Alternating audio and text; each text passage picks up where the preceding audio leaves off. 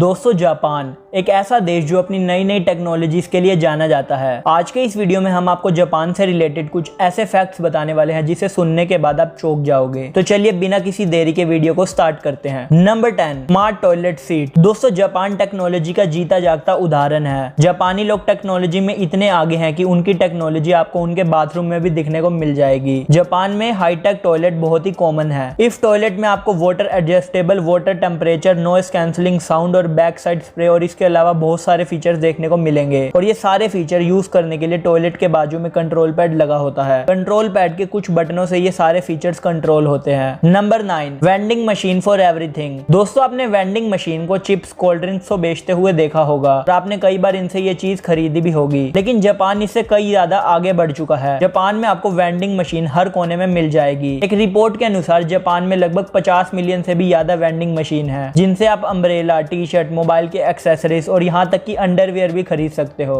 Number 8, futuristic capsule hotel. Japan ने अपनी technology को हर क्षेत्र में एक्सपेंड किया है। जापान में फ्यूचरिस्टिक कैप्सूल होटल बहुत ही कॉमन है, जिन्हें आपने किसी हॉलीवुड मूवी में देखा होगा। कैप्सूल होटल मॉडर्न टेक्नोलॉजी से लैस होते हैं, जो आपको बिना किसी प्रॉब्लम के हर तरह की सुविधा प्रदान करते हैं। इन कैप्सूल होटल्स का बिल भी काफी कम होता है। ये होटल्स आपको भीड़ भाड़ से भरे जापान में आपके मन को शांत करने वाली जगह प्रदान करते हैं। लेकिन इन होटल्स में आपको बाथरूम, टीवी, एंटरटेनमेंट एरिया और कई सारी चीजें दूसरे कस्टमर्स के साथ शेयर करनी पड़ती है। Number 7, blue traffic light. दुनिया भर में गो सिग्नल के लिए ग्रीन लाइट को यूज किया जाता है, लेकिन जापान में ऐसा नहीं है, क्योंकि जापानियों की डिक्शनरी में ग्रीन जैसा कोई शब्द ही नहीं है। जापान में हर ग्रीन दिखने वाली चीज को ब्लू कलर का ही माना जाता है। इसलिए जापान में ट्रैफिक लाइट में भी ग्रीन की जगह ब्लू सिग्नल ही यूज किया जाता है। यानी कि आपको यहाँ रेड, येलो और ब्लू लाइट देखने को मिलेगी। इस ब्लू लाइट की वजह से यहाँ पर आने वाले टूरिस्ट भी कई बार कंफ्यूज हो जाते हैं। Number 6, best transport system. दोस्तों, आपने वो कहावत तो सुनी ही होगी कि टाइम इज मनी। अब इस कहावत को कोई फॉलो करता हो या नहीं, लेकिन जापान इसे बहुत सीरियसली लेता है। इसीलिए तो जापान का ट्रांसपोर्ट सिस्टम दुनिया के बेस्ट ट्रांसपोर्ट सिस्टम में से एक है। अगर आप जापान में है तो आपको घंटों बस का इंतजार नहीं करना पड़ेगा और ना ही ट्रैवलिंग में आपका टाइम वेस्ट होगा, क्योंकि जापान के बस, बुलेट ट्रेन का ऐसा नेटवर्क है कि वो 240 से 320 किलोमीटर पर आवर की स्पीड से दौड़ती है। इसे यहाँ की लोकल लैंग्वेज में शिनकानसेन कहा जाता है। और आपको ये जानकर हैरानी होगी कि जापान में कभी भी ट्रेन लेट नहीं होती। Number 5, automatic bicycle parking. दोस्तों, जापान में जितने लोग नहीं है उससे कई ज्यादा साइकिल्स हैं और एक एस्टिमेट के मुताबिक जापान में 8 करोड़ से ज्यादा साइकिल्स हैं। अब इतनी साइकिल्स है तो इन्हें पार करने के लिए जगह भी तो चाहिए। इसका भी यहाँ बड़ा हाईटेक सॉल्यूशन है। यह है जापान की ऑटोमेटिक अंडरग्राउंड पार्किंग। यहाँ साइकिल पार्क करने के लिए लोग अपने कार्ड का इस्तेमाल करते हैं। कार्ड स्कैन होने के बाद लिफ्ट अपने आप साइकिल को पार्किंग एरिया में ले जाती है और उसे खाली स्पेस में पार्क कर देती है। साइकिल को बाहर निकालना भी उतना ही आसान है जितना उसे पार्क करना। Number 4, no fat Japanese. दोस्तों, ये बहुत हैरानी वाली बात नहीं है कि भारी भरकम सूमो रेसलर्स वाले देश के लोग बहुत ही स्लिम ट्रिम होते हैं। और आप जानते हैं कि इसका कारण क्या है। जापान के लोग इतने पतले होते हैं तो इसकी वजह है जापान का खाना